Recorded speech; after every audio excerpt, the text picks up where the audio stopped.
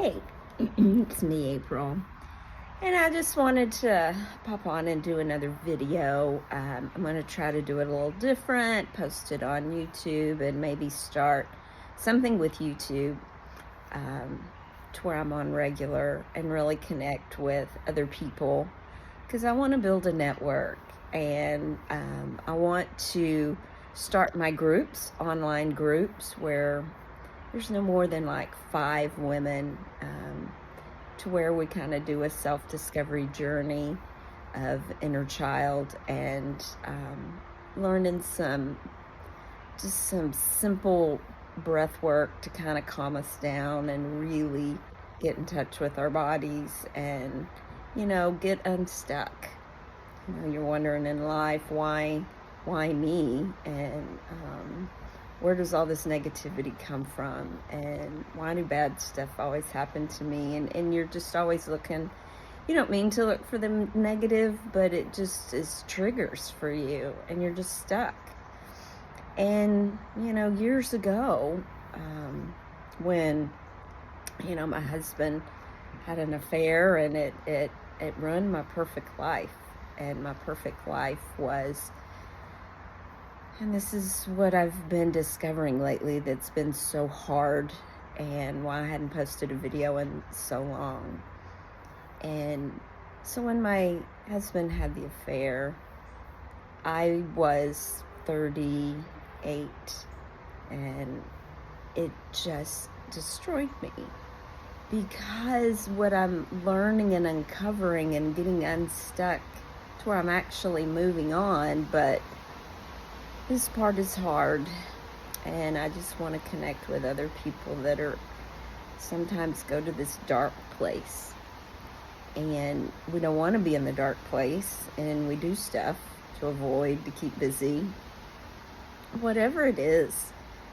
People have their vices that they use. Could be just anger, just have anger outbursts to numb it out. And mine was perfection, to where I would go into a perfect life and be a good child. I was born to young parents, and they did a great job raising me, but they were young, and back, when, we were raised, and the norm and the parenting was a lot different. And you wanted your child to be better than what you were, and being with young parents, I innately took on the role of being good, and helping them look good, because I was the perfect child, right? And then I was abused at a very young age, and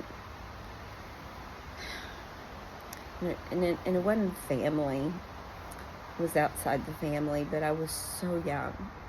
I didn't know, and somewhere in me it was wrong, but it kind of awoke in my body at a very young age, and you don't know what to do with that, and so you're very confused. And I pushed that aside, and my parents started me at church, learning about the Bible and Jesus, and how to be good and be a good Christian.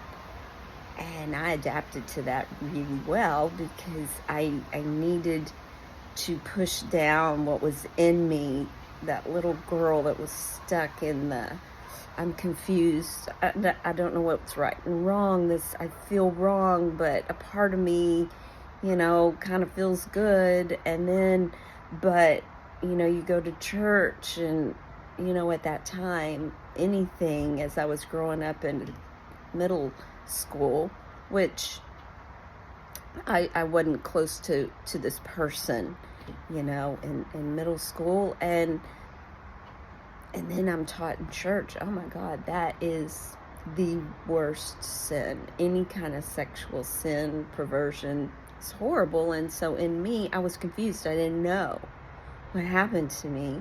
And so it was like, am I bad? So I didn't want to answer that question. I didn't even want to think about it. And the way I pushed that down was, I'm in church and if I'd pray enough, because that's kind of what the church was teaching. And yeah, I'm going through this divorce of the church and getting away from religion. And just because I'm getting away from religion doesn't mean I'm not spiritual.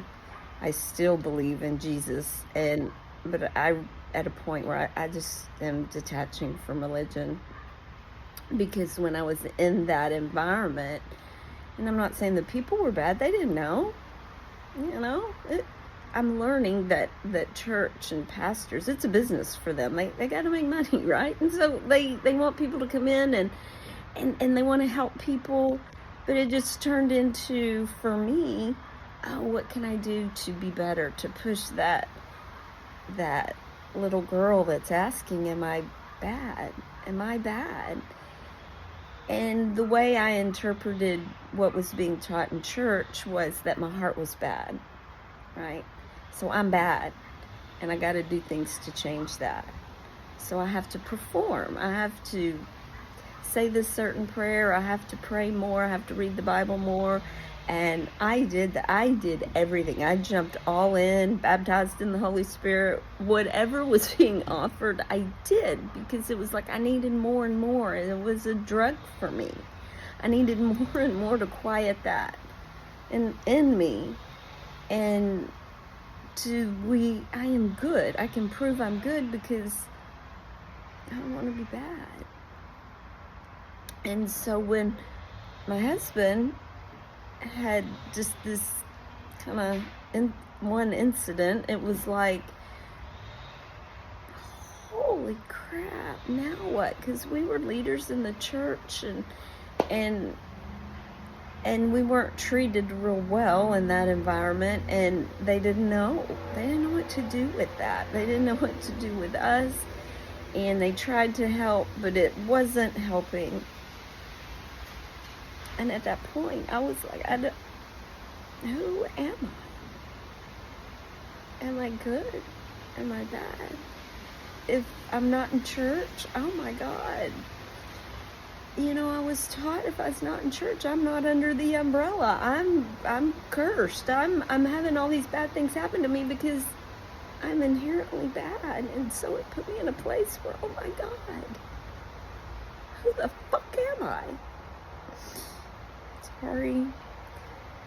And I went and lived with my dad for a while. He took us in, and I'm just reading these manuals. I'm getting everything I can get my hands on that's non-Christian, because I'm kind of getting out of that. It's like, who am I? And so I started this self-journey of uncovering and trying to get in touch with the little girl, but the little girl was so deep hidden, because I kept beating her up with, you're bad, go away, leave me alone.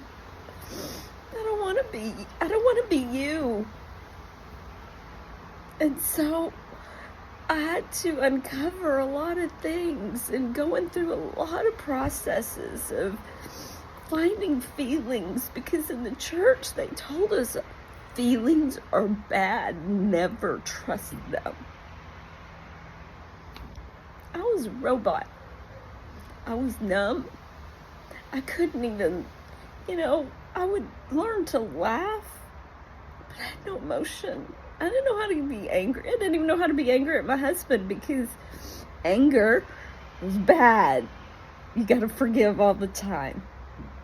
They don't know what forgiveness is. And so here we are, forgiving people and not even feeling feelings, not even going through grief, anger, all the feelings.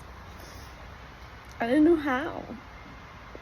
So I was in this journey alone in the wilderness, because there was not many people around me in my culture that I had, because, your family, if they didn't believe the same as you, then they were outside the umbrella and you had to bring them in. So who did I trust? My mom came along and handed me things, because she started this journey, and I'm like, what have I got to lose? Because I'm miserable. I'm miserable. And so I started this journey of finding freedom, and then found other women. We started doing these groups of like, me too. Me too. This is my dirty secret. Me too. Because all these women are hiding with these secrets. And I know men too, but, you know, they need help too. We all do. We're all screwed up. And we gotta relearn some things. But until we face them and acknowledge that we were hurt, we were crushed, we were abused, how in the hell can we get better? By avoiding, because it wasn't working for me. Half my life to 38, it wasn't working. I wasn't really happy. And so starting this discovery, and I learned a lot, and women started coming, and I started, writing these little manuals for us to do, and group, and then I did online group, and other women, me too, and we're learning a lot about our inner child, and there's so much out there to learn. You can learn all kinds of ways. So I started doing, working on our inner child and getting a lot of help and finding me, and people be, oh, you're not in church?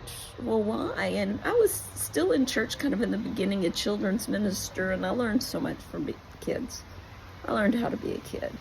I learned how to laugh and be free, and, during worship, we're told to have the kids, shh, you can't touch your neighbor, and you gotta raise your hands. That's worship. And I'm like, screw it. Let them play London Bridge. Let them, twirl those glow-in-the-dark things. Let them have fun. That's worship. Me sitting here and being in nature and communing with nature, the universe, with God. That's worship, right? Because it's in my true self that I'm being fully expressed. And so, I learned a lot from the kids, and then it was just being told you're too emotional, and kind of, they weren't, just kind of giving the vibe. You just don't get it. You need to be more in touch, and you help those people. Those people that are broken, you help those people. And we're going to come over here and teach whatever. And I'm like, I am those people. I love being those people. The crazy one, the emotional one. Because I'm coming alive. I'm feeling all my emotions, and I'm coming alive. I see green. I see nature. I see all the colors. I enjoy the birds. I enjoy it all. I am those people. And I want to connect with those people. Because when we find our grief and our pain, we also find joy. And we're not quite so negative, and we have more grace, more compassion. We're alive, we're not zombies. And so I started growing and finding people, but I was also losing people. Because either they were scared or... And so this journey I find is lonely, and I don't know if y'all are like that too. It's just lonely sometimes. You feel like nobody understands. You're going through emotions, and you're told not to have emotions, but when you reach a certain age, when I reached 50, my body was like, you have got to deal with some things. And I have been dealing with things, but I didn't know how to get in touch with my body, and so I started doing yoga, which I told was, oh my God, that's witchcraft. You are gonna, what, burn? I want to go through my hell so I can get to the other side. And if I need to burn going through it, let it burn off, then just, yes, throw me in the fire. Because I'm going to be okay. So I went to yoga finally, because your head, when you're ingrained in that, it's hard to rewire that. It's hard because that even plays in your head. Oh, you got to be careful. We need to be saying those mantras. I'm learning those mantras are good. They're about love. They're about compassion. They're about forgiveness. They're not any kind of wicked curse. Oh my God. Sorry, my little rant. Sorry about that. And so I did that, and I was like, oh my God, I've never really been able to feel my body. How's it feeling? How's my legs feeling? My arms feeling? My stomach? What's it telling me? And I knew a little about that, dealing with feelings and finding it in your body, and how just pain, really. If you have pain in your body, it's a feeling. It could be broke, yes, a physical problem. But I think a lot of our pain, back pain, neck pain, headaches, stomach issues, or stress, and just not dealing with grief and your feelings. And so I was really getting in touch with my body, and then started doing this breath work, this intense breath work. My body's coming alive and telling me things, and it's letting me know we've been holding on to this. And so doing that kind of work now,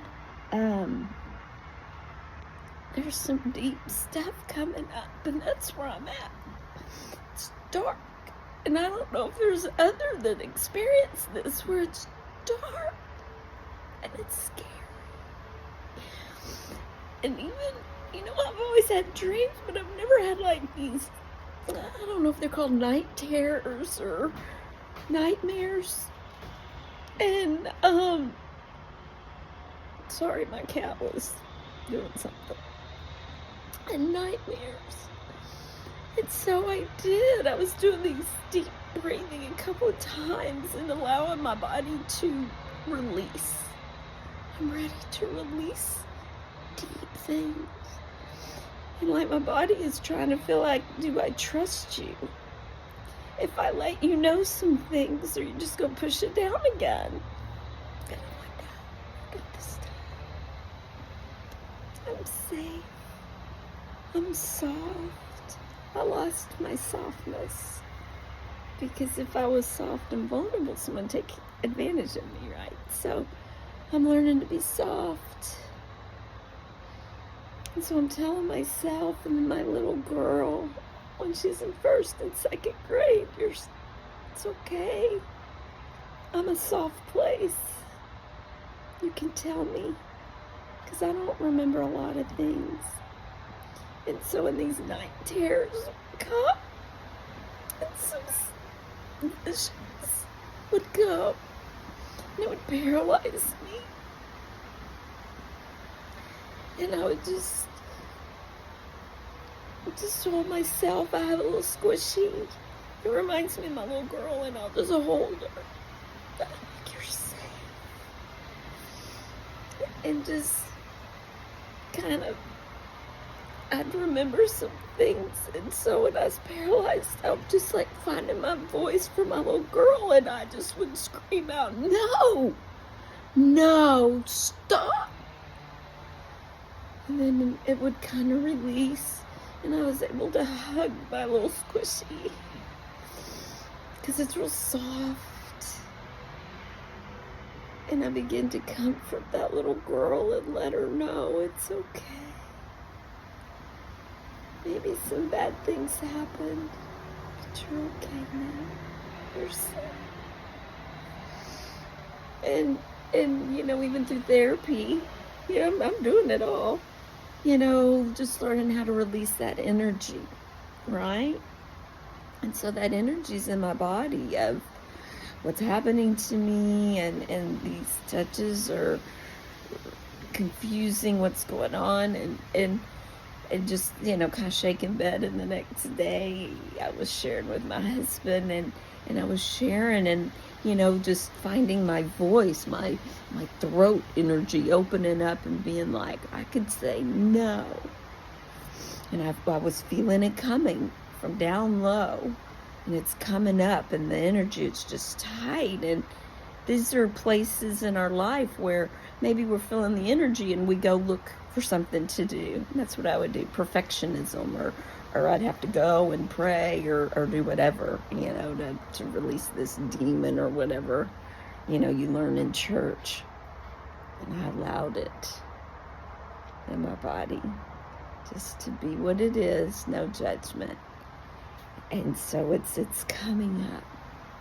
And then the feelings that are surrounding that of anger and confusion and what's going on. And so all that's in my body. Your body keeps score. I love that book. And I'm feeling it. No judgment. And then I'm like, I'm ready to release it. And so as it's building up, I'm with my husband, and then I go in the kitchen and I'm like, well, maybe I should start cooking. Well, the energy's coming up and up and up, and I just and threw my hands up, just screaming. And my voice is getting stronger. And then this calmness comes over my body, and it's like,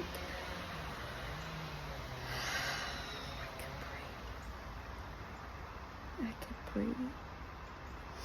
And so I know it's not a one-time thing, and then, I continue doing what I was doing, and then my husband comes in the kitchen, and he's, I don't know, said something, and we were talking, and he allowed me to do it. He didn't say anything. Just whenever I wanted to talk about it, him and my daughter know, just let her be when she's like that. And I started laughing about something. He goes, oh, it's probably not the right time. You need to. And I'm like, no, I actually feel good. Because in the weeks before, I was just sad and for my little girl and just trying to comfort her and let her know she's not bad. She's not bad. Actually, she's good. These bad things happen to her, but she's good. And so I had to be okay with her feeling she's bad, and letting her know that's not our identity, but letting her express it. And by doing that is letting my body feel. And it's just lonely sometimes going through that. There's darkness, and allowing myself to be dark, to be quiet, to be depressed, having the anxiety in my body kind of be a little bit more, and not having to run to drugs and just stop it. Allow it. I do take some supplements and some prescription drugs, but learning to decrease it and not run to it, take it when I'm supposed to, and I don't take things to make it just go away. It's just more of a controlled, thing you take, but it's okay to take that. Whatever I need to survive, because that's what you do. When you're in a trauma, when you go through trauma, you're a survivor. And so you need to celebrate that part of you that's a survivor, instead of, I feel so stupid and I feel shamed for doing that. You can feel shame until you release it and realize you're a survivor. You're a survivor. I am a survivor. I am loved. I am soft. I am strong. I have a voice. My voice means something. It's powerful. And as I'm going through this, and people, and even my husband, why do you do that? Why do you even bring it up? Because then I notice in other parts of my life, I'm not so triggered. And one thing I've always been triggered is people, because I didn't know who I was. I either had to have them agree with me, or if I disagree, or I had to agree with them. I didn't know how to be different from other people, because that's how I got my validation. Instead of my validation is here. I'm already good. Nothing that I've done, no shame that's happened, nothing. I'm still good. I don't even have to do anything. I don't even have to work at self-discovery to be better. it just makes my life better and helps me be my true self. And when I'm my true self, the people around me see it. The people around me feel it. And I love being around people more. And I'm working on developing friends that we share love and no judgment. And we allow ourselves to be however we are.